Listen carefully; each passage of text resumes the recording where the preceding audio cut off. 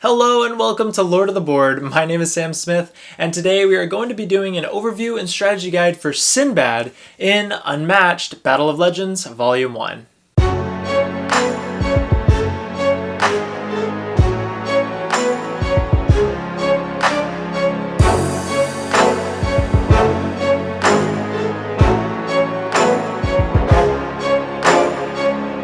So let's go ahead and talk about Sinbad. Now, Sinbad is kind of a really cool character. For a lot of people, this character actually might connect with them a little bit if you've played other trading card games, maybe like Hearthstone, maybe Magic the Gathering. This one has a very cool feel. One of the words that comes to mind is milling, which basically means that you're digging through the deck really, really fast and rapidly. I feel like this is that character in Unmatched, or at least definitely in this set. It's the one that ties closest to that type of strategy of kind of milling the deck, getting through the deck as fast as possible in order to defeat your opponents. So this character really has a lot of cool things going for them. Before we really dive into the cards and everything that I've got in store for you, I just want to thank today's sponsor, which is going to be Restoration Games, the creator of Unmatched. So if you like this game, you probably already supported them, but just in case you haven't yet, go ahead and check out their website in the link in my description below. Now, with that being said, what we're going to do it just like all the other videos that I've done in this series. We're going to go over the movement, the special ability, what exactly does Sinbad do. Then we're going to go into Sinbad's cards, and then at the end of the video, I'm going to go ahead and give 3 tips and strategies that I think will hopefully improve your gameplay with him. So, with that being said, let us go ahead and dive right in. Sinbad is a melee hero with 15 health, and he has a sidekick as well called the Porter. The Porter is also melee and has 6 health. Now the ability is that when you maneuver, you may move your fighters +1 space for every voyage card in your discard pile. What you're going to see is that at the beginning of the game, Sinbad is going to start off very slow with only 2 move. But throughout the game, that's going to increase and get faster and faster and faster. And the power of Sinbad is also going to increase with these voyage cards. So without further ado, let's go ahead and talk about those. Now, all of the attack cards in Sinbad's deck are voyage cards. Now they are each Sinbad specific. They all have 2 attack associated with them. None of these cards have a boost value, so you can't use them to boost or anything. And keep in mind that every one of these cards comes with a during combat ability. And what it says is that during combat, this card's value is +1 for each voyage card in your discard pile. Now, the other cool thing is that each one comes with a unique special effect. And I thought the best way to describe these, since they all are kind of similar, but they all have kind of a little bit of a different flavor, is I'm going to go through them on what cards I think would be better ones to play earlier if you have the chance to manipulate that, and then better ones to play later. If you get fainted on these, it really sucks because that cuts out all the extra damage that they would be dealing with those voyage cards. And you're also going to find that at the beginning of the game, when you don't have any voyage cards, these are not going to deal a lot of damage. So let's go ahead and start with Voyage to the Creature with Eyes Like Coals of Fire. Wow, what a name. This one has the after combat effect, your opponent discards 1 random card. Now this is a really good ability, but it's not necessarily an essential ability. Like this isn't something that's going to be like completely game changing. It could be if you discard something really powerful, but the chances of that happening, it's completely not in your hands. So this I like to play a little bit earlier because this is a card that I don't mind being fainted as much as some of these other ones. Now, moving on to my next choice, it would be Voyage to the Valley of the Giant Snakes. This one, the after combat effect is to look at your opponent's hand. I like this effect. Having knowledge of your opponent's hand is great. However, knowing when to play this is impossible to tell because you're never going to know what's in their hand until you look, right? They could have a really good hand at the beginning of the game, or they could have a really good hand later in the game. But at the end of the day, you won't know. So the best thing, in my opinion, is to use this pretty much as soon as possible because it's not essential that you actually have that information, and there's nothing that you can really do to act on that information. There's no cards in your deck that allow you to discard a card that you've seen or that you know is within your opponent's hand. Next card, Voyage to the Cannibals with the Root of Madness. These all have such crazy names. I love them, and the artwork is so cool on all of them. Now this one says that after combat, you may move Sinbad up to 2 spaces. Now Sinbad is already very agile. That's why this one's a little bit more on the early end. Like, I don't mind if this gets fainted. Sure, it could be a really good mechanic in order to move away from your opponent after doing an attack, or possibly set yourself up for the next turn, or maybe to attack your opponent's sidekick. So it does have some options, but like I said, it's not extremely essential that you get it to work. And also, I wouldn't want to use this as my second attack for fear that it does get fainted and then I'm stuck right by my opponent and then they get to do, you know, an attack on me without spending any other action. And then we've got Voyage to the Island That Was a Whale. Now, these are all so poetic. You can even see the whale under the actual island in this artwork. So the after combat effect for this one allows Sinbad to recover 2 health. I think this is an excellent card. This can be used at any time that you actually need to recover 2 health. As long as you're using this when you actually have the ability to recover 2 health, I don't think there is a real bad time to use it. And then we've got Voyage to the City of the Man-Eating Apes. This one's after combat effect allows you to deal 2 damage to the opposing fighter. I love this because in a deck where you're already going to hopefully be dealing a lot of damage, you can also deal more damage. And if this doesn't get fainted, it's just incredibly, incredibly good. For example, let's say that all the previous cards were in your discard pile, the ones that we just talked about. That's 4 cards. So this is essentially a 6 attack card. Hopefully you're going to be winning that combat. Your opponent will likely have 2 to 3 defense, right? So you're going to be dealing at least 3 to 4 damage, which is really good. With that +2, it's very, very helpful, and you can really hack down your opponent's health here. And then we've got Voyage to the City of the King of Serendib. This allows you to, after combat, draw a card. I think this is exquisite. To me, it's one of the more powerful ones in his deck because you're doing essentially what you need to be doing with this deck, which is drawing cards and getting through it. But also, you can be dealing a ton of damage if you've had a lot of other Voyage cards already in your discard pile by the time you've played this particular Voyage. And then lastly, we have got Voyage Home. This is just too good of a card. This allows you to take all of the Voyage cards out of your discard pile and put them right back into your hand, which is so good. That all that damage that you were able to essentially deal with all those Voyage cards that you'd already had in your discard pile are now back in your hand. Now, the big fear here is that if this gets fainted, then you can't restart the engine and you don't get those cards back. So this is the most important card that you cannot let get fainted. Voyage Home is one that I would try to play second to last, or the one before that, because you really do need to get some Voyages back. If it's going to be the last one, it's going to be automatically fainted. And now moving on to Sinbad's versatile cards. He actually only has 1 type of versatile card, and it is called Toil and Danger. This is a 3 attack or defense card. It has 1 boost value, and it says that after combat you can move Sinbad up to 3 spaces. Now this is a pretty good card. I like to use this as either a defense or an attack.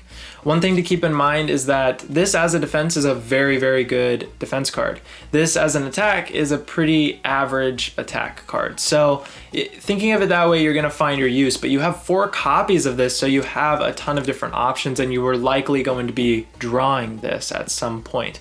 Your best attack cards in your deck are going to be your actual attack cards, those Voyage cards. So this one might be better off used as a defense card, especially if you want to kind of run away from your opponent and get into a better position, hopefully to set up for your turn. Now Sinbad has one of the best scheme cards ever. This is just extremely good. This is called Riches Beyond Compare. It has 1 boost value. Its ability is to draw 3 cards. Just that simple. You got 2 of these, so that's a total of 6 cards that you can just draw through with 2 cards. Insane, incredible. Play it when you need cards. Pretty obvious. There's not really any bad way to play this card. The fact is, this is just an extremely good card, and it works really well with the strategy of Sinbad. So, whew, man, he's really got some really good tools in his arsenal. So now that we have finished discussing Sinbad, we're going to talk about his ally, which is the Porter. Now, the Porter is I don't really know how best to explain the Porter. Not very effective at defending Sinbad, not very effective at protecting Sinbad with damage, so the Porter's just kind of there, and oftentimes you'll want to just soak up some hits, but can't really do that very well with only 6 health. So let's talk about the one card that the Porter can play, and that's going to be the 3 attack card by Fortune and Fate. This has 1 boost value, and it says that after combat you can draw 2 cards. Now, this is an extremely nice after combat ability, but it's very likely that this is going to get feinted. In a way, this could be nice because this could take some of the feints away from some of your Voyage cards. So you definitely want to get some of these in.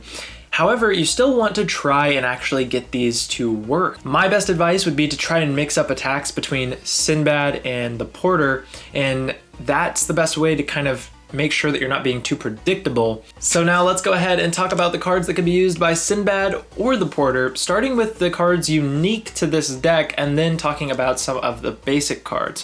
First card we're going to talk about is the attack specific card. This is a 5 attack card, can be used by either Sinbad or the Porter, and allows you to draw 1 card.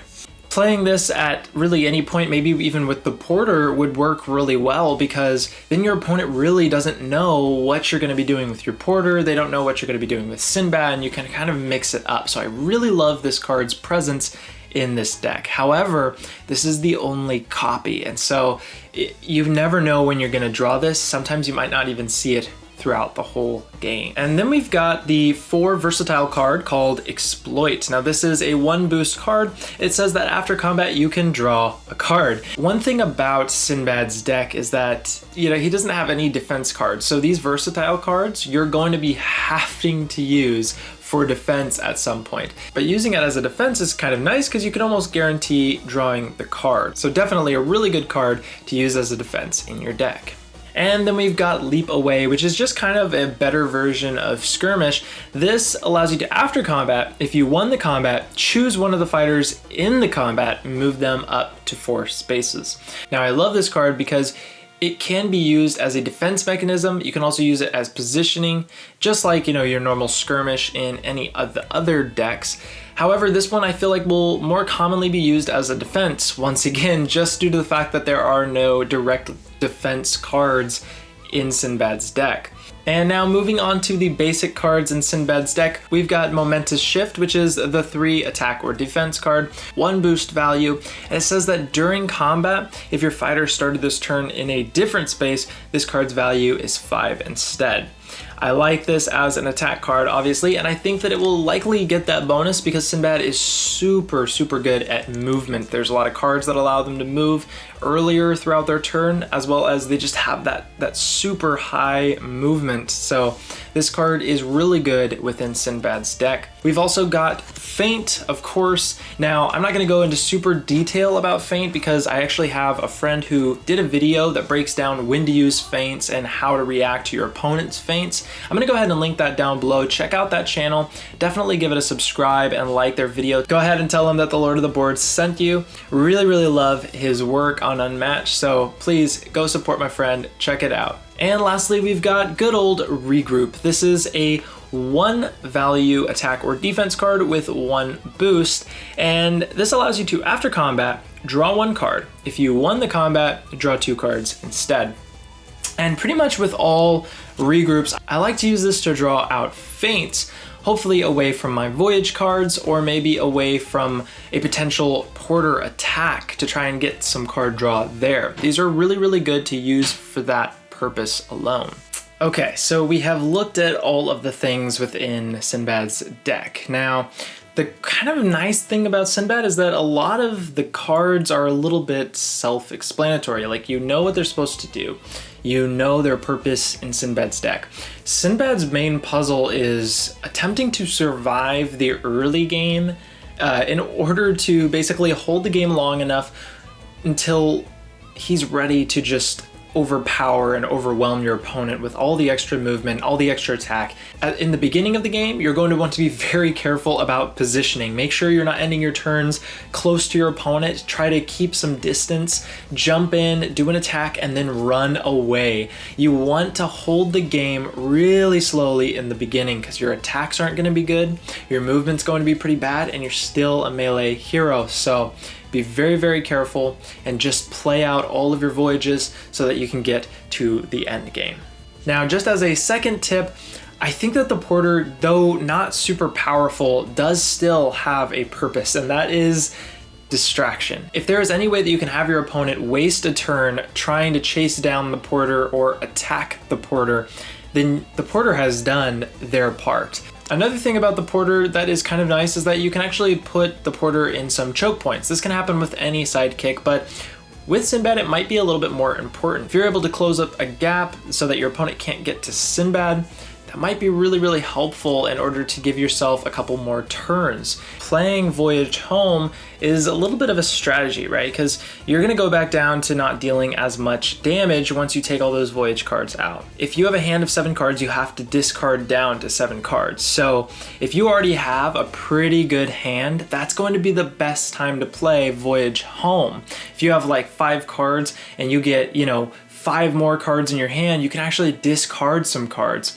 What I am advising you to do is discard those early game voyages back into the discard pile to give yourself kind of a head start for your next voyages to deal some more damage and for you to have some more movement. Because really the whole power of Sinbad is manipulating that movement and manipulating that damage in order to win. So giving yourself a boost once you've drawn all those voyages back into your hand is going to be really, really helpful, and it's going to help your tempo continue to be fast-paced and arise instead of you just going from super powerful back down to a small, terrible, sad Sinbad. So that is it for my Sinbad overview plus strategy tips. I really hope that this video helped you kind of get an idea of how this character works. And if you did enjoy this video, please leave a like down below, as well as if you have any questions, you can either comment down below or you can contact me in any of the social medias that I offer. You'll find all those links in the description. Thank you so much for watching this video today.